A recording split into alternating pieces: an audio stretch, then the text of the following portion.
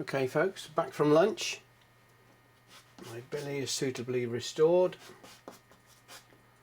So I'm going to press on now with refining the painting. So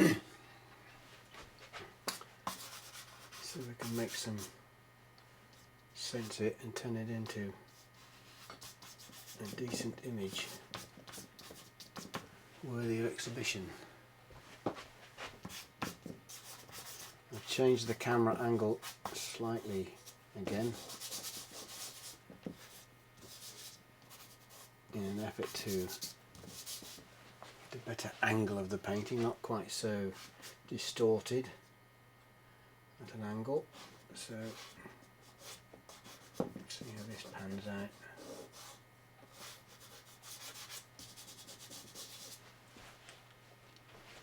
This surface is Clairefontaine pastel mats, I think I said at the start, which is a special paper made for pastel work, and whilst it feels quite smooth, it actually has a really lovely tooth to it, and I love it. It hasn't been around that many years, and personally for me I think it's great.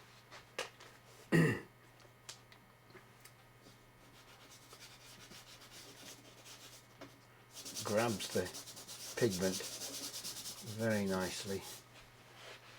You don't need to push it in. It is waterproof as well. I do like pastel board, the Senelia or Royal Sovereigns I think it used to be, pastel board. The only trouble with pastel board is if you blow on the painting and get a bit of spit on it and you rub it, then you rub off the surface. With this you don't get that problem. It is waterproof. So whilst I'm not in the habit of spitting on my work, occasionally you get a bit on there, and if you are using pastel board, leave it. Don't be tempted to go, ooh, don't like that bit, and you rub the surface off end of the painting. So just leave it to dry, and then you can put some pastel over the top. It tends to leave a little black spot. So there's quite a bit of green in this background with the blue. If you do it all blue, it just looks too forced, too formulaic. So just a suggestion of background. Not too prescribed.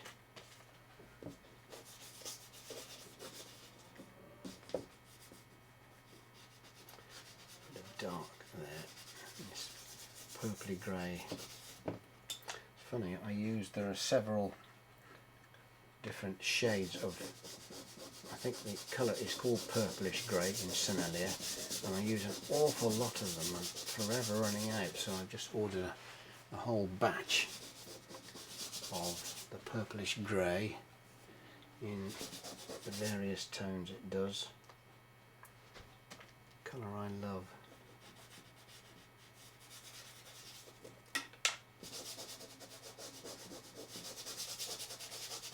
And it is exactly as it is described, purplish grey. That described it to a T.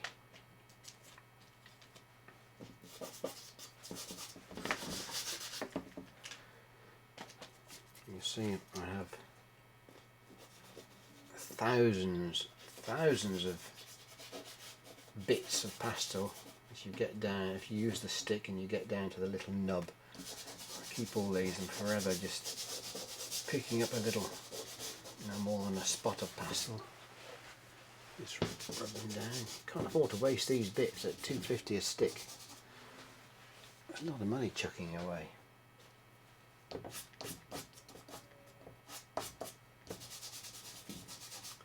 Now the beard under the chin here is quite dark because of course it's in shadow, the light coming from here. So I want this to be quite light here. Let's just try a bit of stronger green perhaps, so it's not all one colour. Try that. It's all trial and error, mostly error. It might be a bit fierce, I don't know. Maybe that one. Let's put a bit of that with it. Take it out of its wrapper.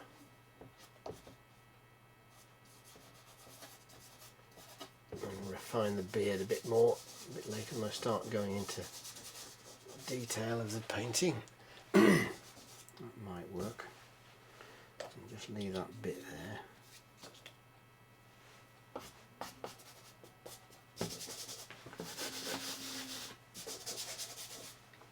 With these portraits, I don't like to describe the background too much detail. It's really as I said earlier, you want the focal point to be the animal itself and the head specifically.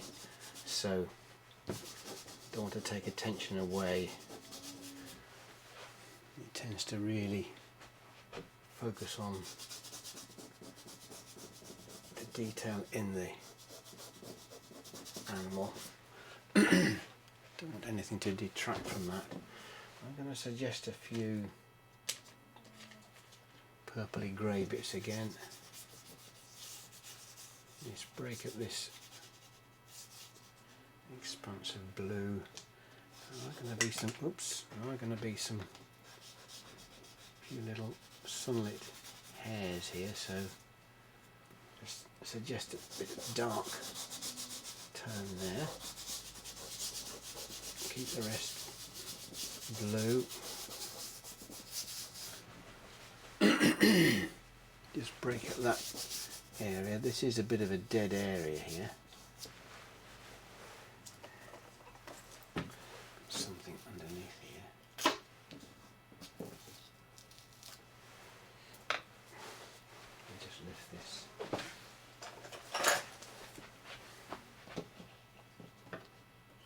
Just move this drawing pin. Ah, another drawing pin. There was a lump there. There we are, let's fix that.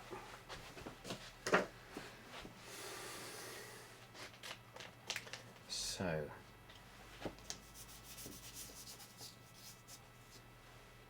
this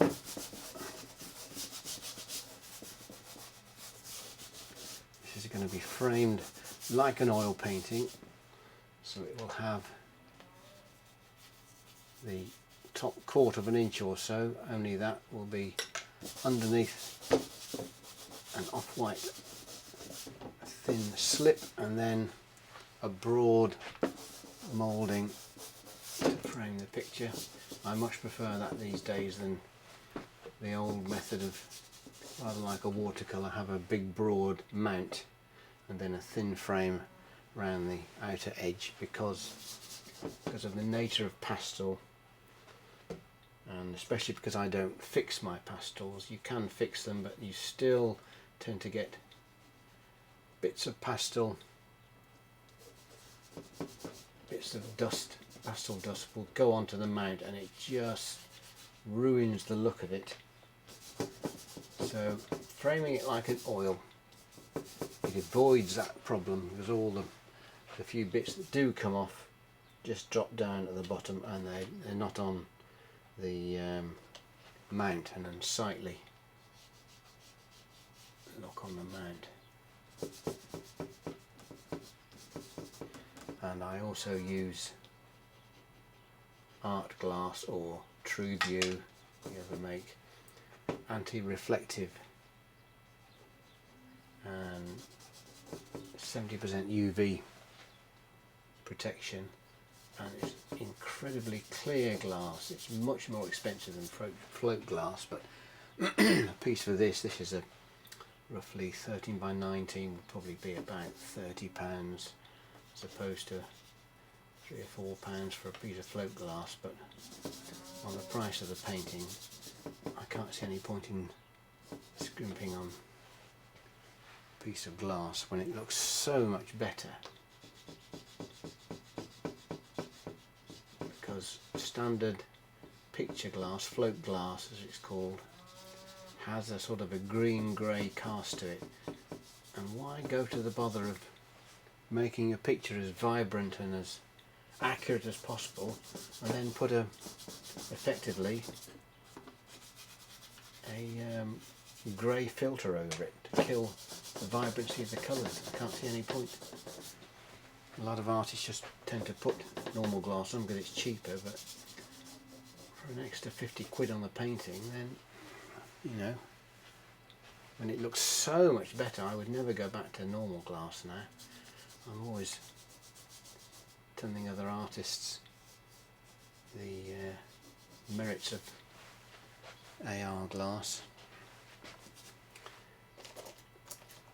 and the anti-reflective qualities of it as well. In the right setting and in the gallery when the painting is hanging, it looks as though there isn't glass there at all, which of course you never get with standard glass. You always get a reflection and you're always going from one side to the other to see the painting clearly, so AR glass is definitely the way to go. Right, let's start putting a bit of detail in now. I think I'm going to work on this, the back of the animal here. Let's put a few highlights on.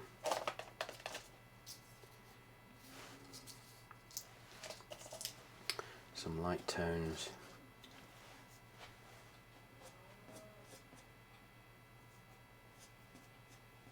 These few odd hairs here. Just using the edge of the brush. I'm often edge of the pastel. I'm often asked by people, how do you get such fine detail? Do you sharpen the pastel? No, never sharpen it. It's just using the edge. When you're using a pastel like that on its side, you end up with a nice sharp edge here anyway, so it's just using those edges. A bit of pink tone.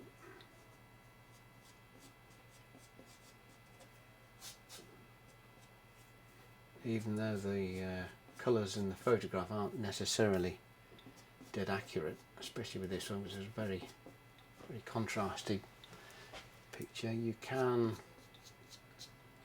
pick up an awful lot of different colours. And notice when I'm painting from a photo, as I do in the studio, I'm not too sniffy about using photographs.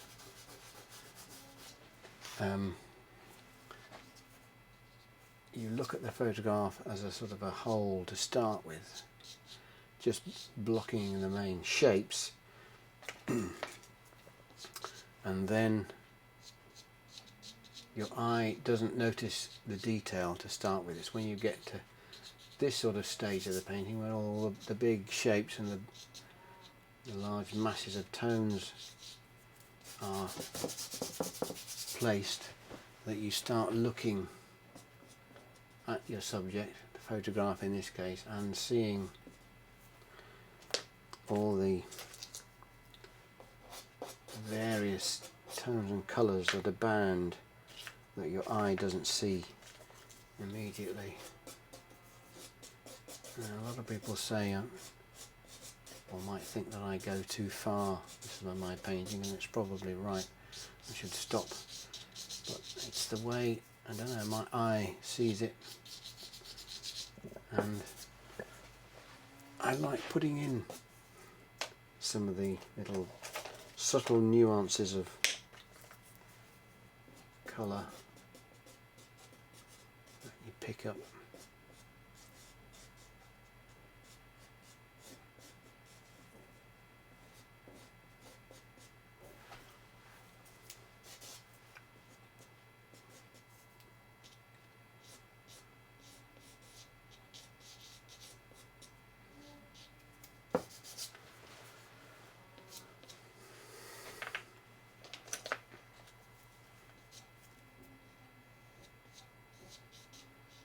putting in all these little, observing all these little nuances that can really bring the picture to life. Just going to take a bit of dark pastel off there with a brush, so we get back to the clear board, and you can see now those highlights will sing.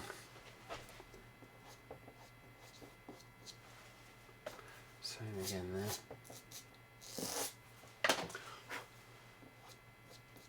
This is where you can get spit on the paper if you're not careful, where you just blow away some of the dust you've raised.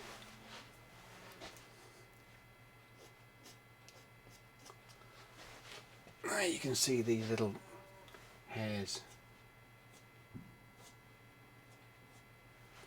I just use slightly lighter one, but I think this is pure white, just a few highlights there.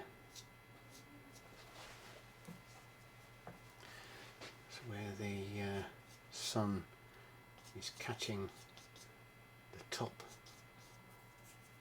of the animal.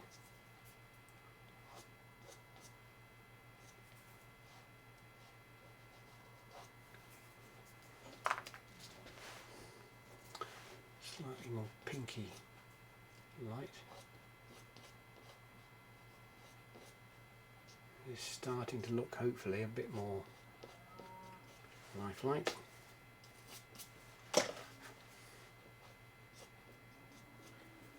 This paper is lovely because you can just erase it and it just keeps coming back for more. It still leaves the base colour there, but you can put more pastel over the top without it getting muddy.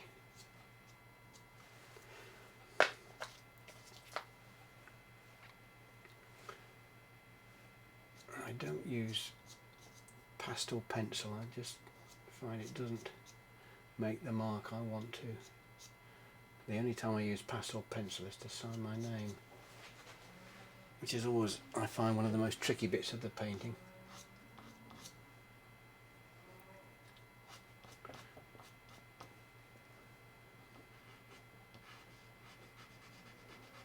Push plenty of pigment in there where the sun's catching that horn, and it gives us that impression that it's coming out at us. That's what I wanted to achieve.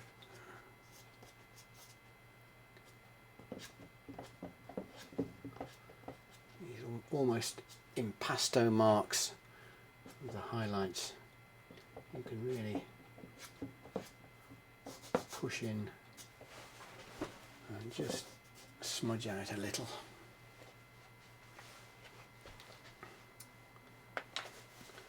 And where these, a little bit more of that colour, where these sunlit bits of the animal's coat are highlighted here as they go down the animal's flanks. Of course they're more in shadow, so these are darkened, but I've made this a bit too warm. I'm going to just cool that off a bit with a bluey grey colour.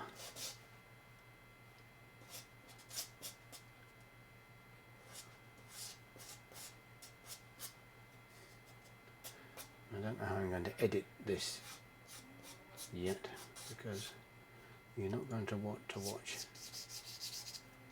3 or 4 hours of this. So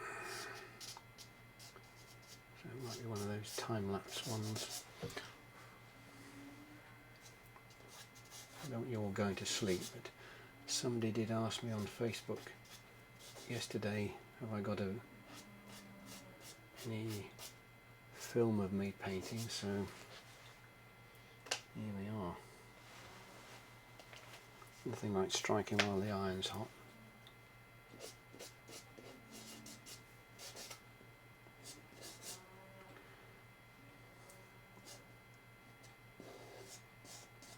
They have such lovely shaggy coats, these Highland cattle.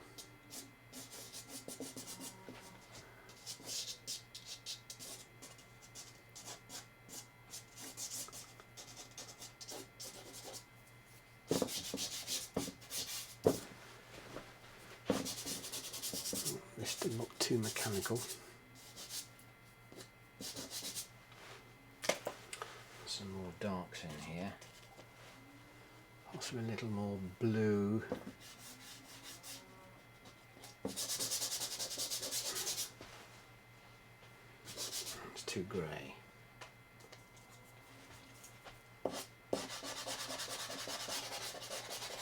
That's ivory black. Not a colour I use in my arsenal with oils. Much prefer to mix it with a real dark with ultramarine and burnt sienna. That can make a nice deep dark, which still has a bit of colour in it. Black does tend to be somewhat dead, which I don't like. As ever, when I started out, I was very green or very black. I did use black, but you quickly realise that there's a lot more going on in shadows than black.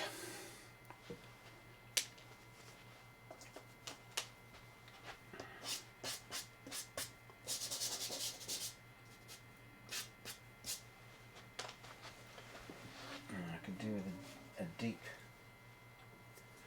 blue-black, which I don't think I have.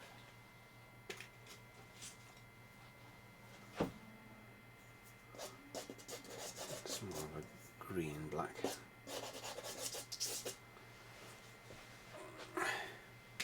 Right, let's do some more work up here now with these highlights.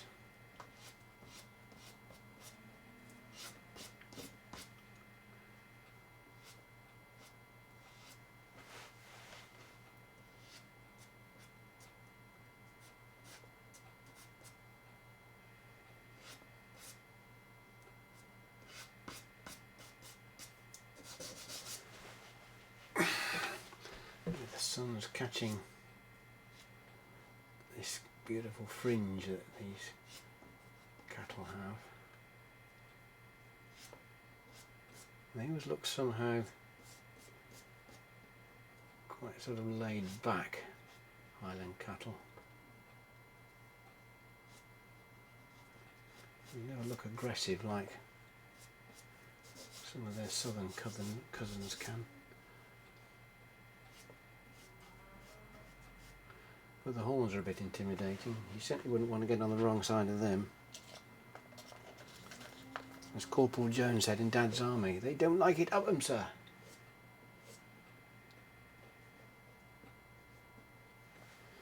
And if I had canned laughter in this video, there'd be a bit of tittering there.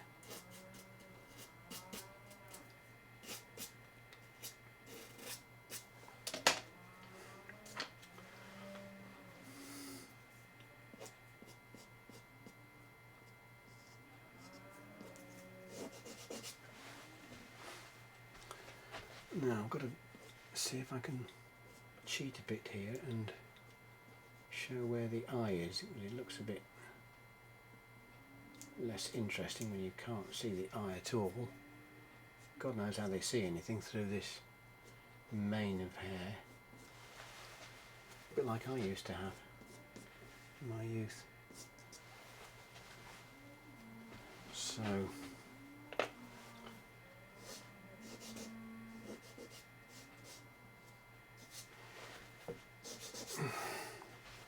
somewhere there I'm going to use another photograph, sort of guesswork, and place where the eye would be, hopefully. Somewhat guesswork.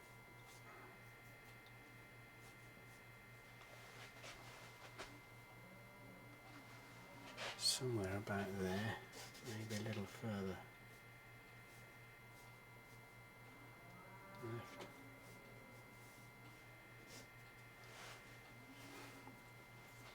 I'll stand back and look at this. It's a bit too high, I think. Oh. Doesn't look quite right. Let's place it just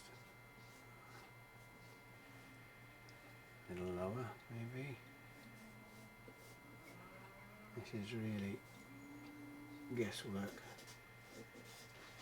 That looks better.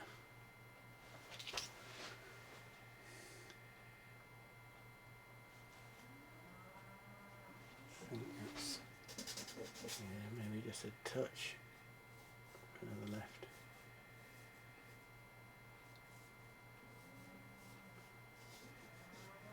Try that.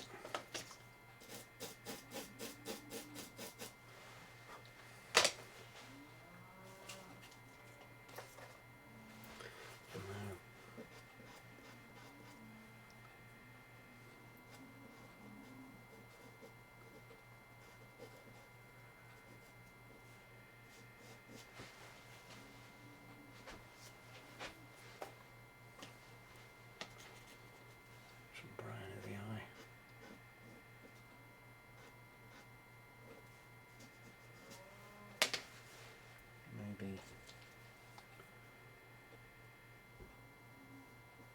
touching blue.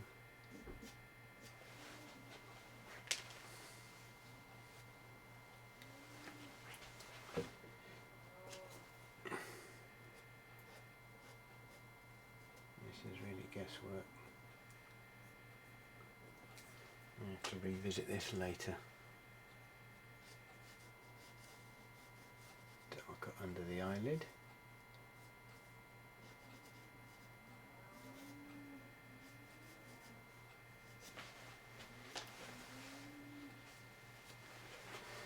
And maybe just suggest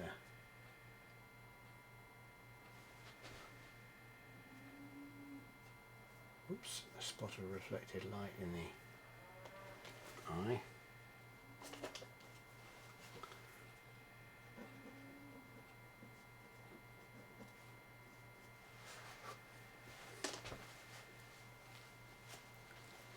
And now some more of these gorgeous strands of fringe, largely covering the eye.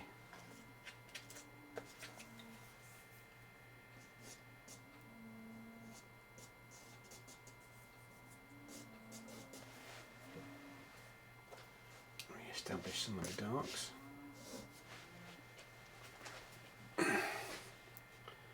Just gives them a little more life, as it were. Just a little artistic license. Depending where the wind is blowing his or her coat, and the eye is hidden or just shows itself. I think it's always nice to show the eye of an animal, because that's the bit we're drawn to.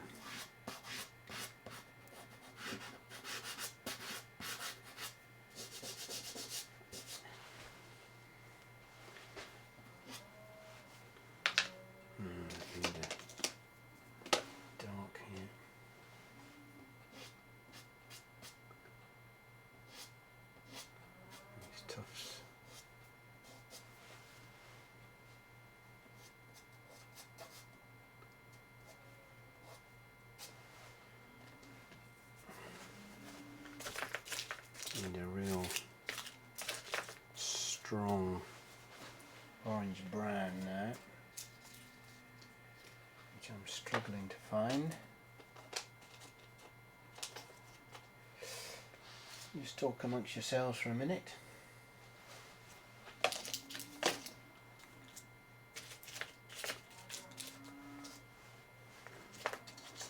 I thought I had one, but I don't seem to have a real strong orange brown. That's too pink.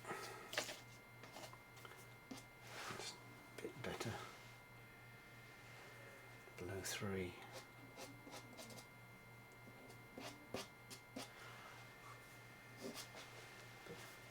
using that light background colour, pull these tufts down and simulate the shaggy hair.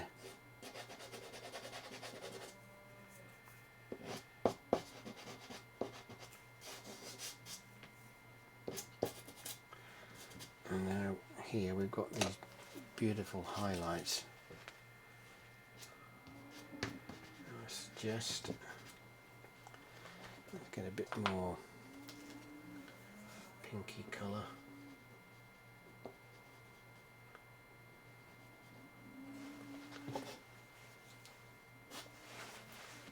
Just use the thumb to fuzz it out a bit so it simulates hair.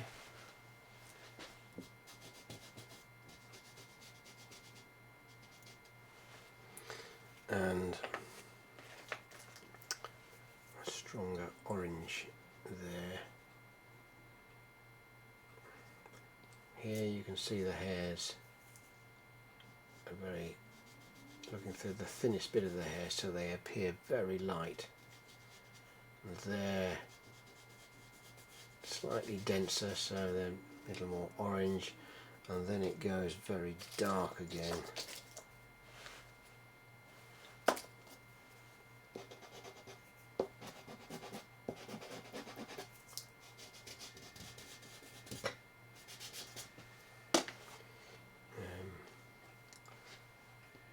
There's that lovely strong colour, which I'm nearly out of. Use that sparsely. Now, some highlights. Re-establish those highlights.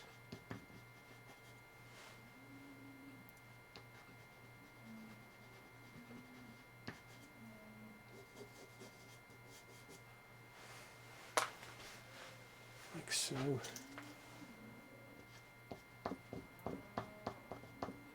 Just a touch of pure white.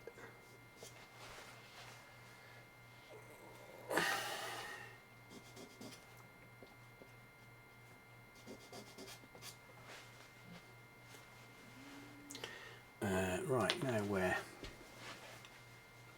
more strands on the beard and the cheeks and the fringe.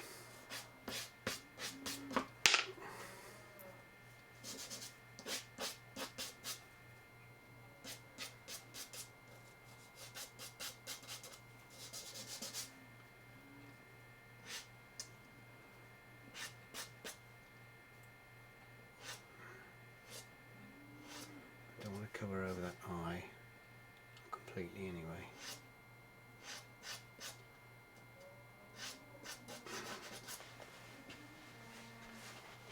Just see poking through underneath. Now,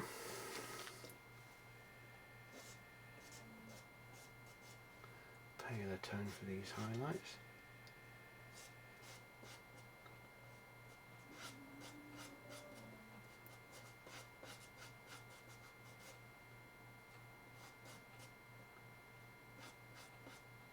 Could call it Bad Hair Day, but I've already used that title on a portrait of a ram I did last year. I had this beautiful, I'm not sure what the breed was, a very dark coloured coat, and it had a big fringe and lots of little droplets of water. It had been raining. It just seemed to yell out Bad Hair Day, so I can't really replicate that. I have to think, I said something earlier, I must consult the film when I play it back, see what I said to myself.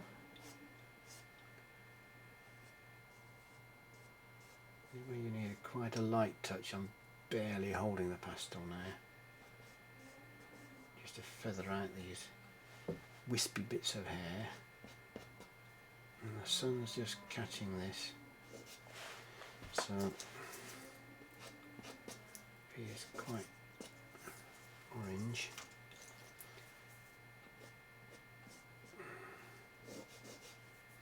Constantly changing my sticks of pastel, same as painting in oils. Don't be lazy, just keep dipping into your palette and changing the colour and the tone accordingly. There's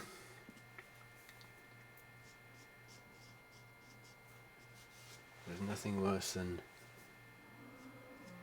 one tone of green throughout a landscape painting, because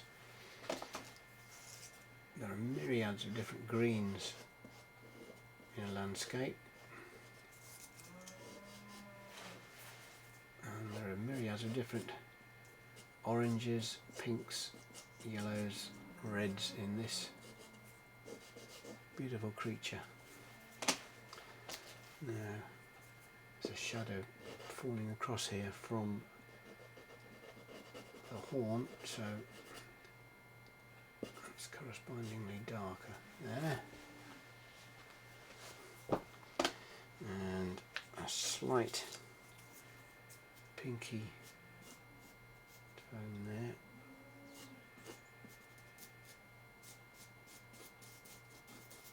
Not so very fine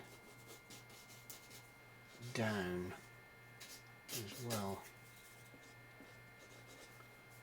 on the animal. Beautiful wispy bits. Need a bit more pinky colour if I can find one. Bear with. What's this one? Probably a little too strong.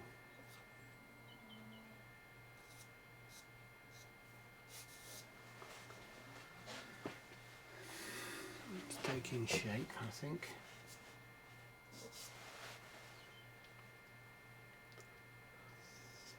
It's a bit too light, isn't it? Any fool can see that. Concentrate, Barker.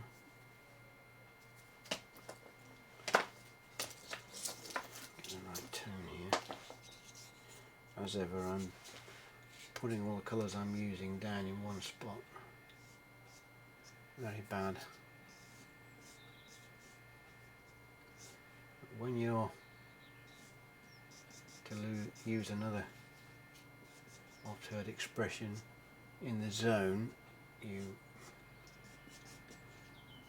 forget things like a tidy palette, and they all get mixed up. I have to, after 3 or 4 pastel paintings, all my colours are all over the shop, and I have to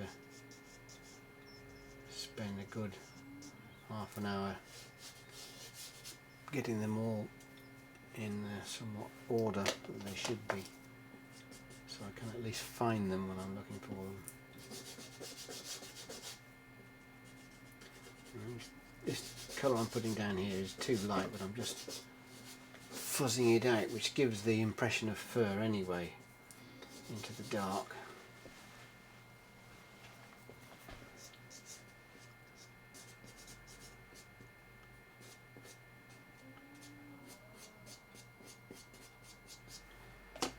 And oops, too grey.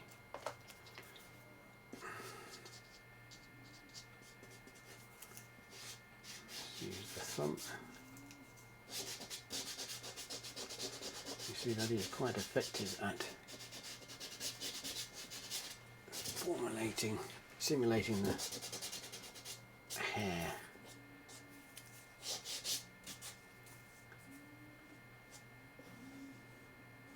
Got some lovely straggly bits here.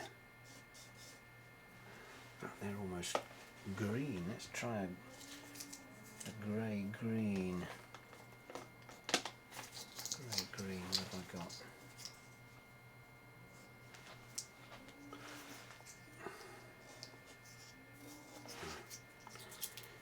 Tear back the paper a bit. Just expose the edge.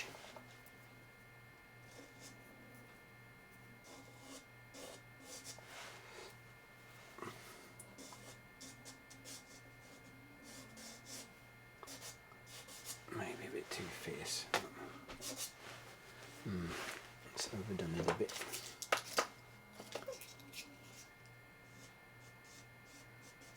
Not quite as green as that.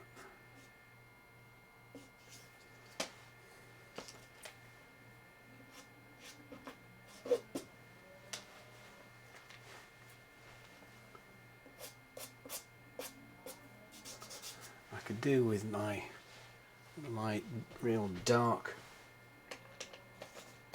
purple grey, which is still in transit, so I'll make do at the moment. I don't believe I've got one. Just looking in my other drawer of new pastels. I don't seem to have what I need, so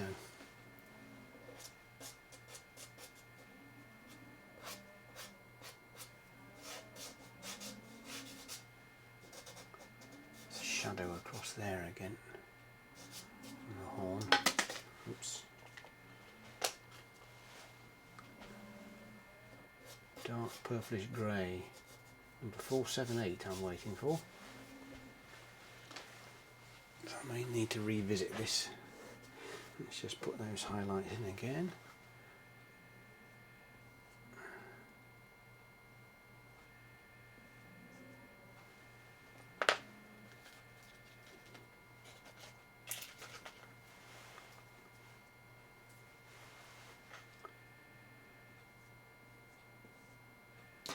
Oops.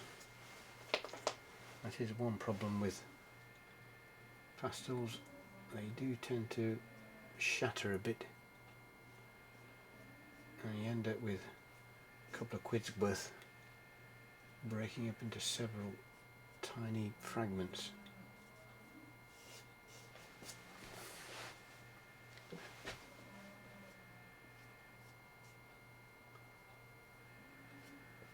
Love this where the wind's just blowing.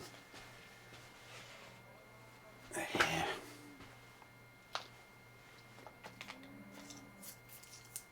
Quite lovely.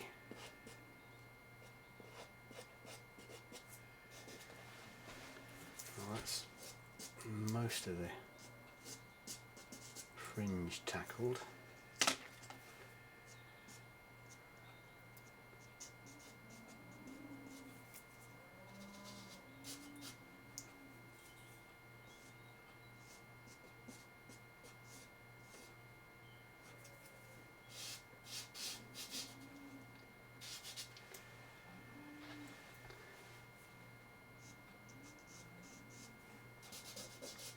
Day in, day out, there's nobody better than my friend David Cowdery for painting animals.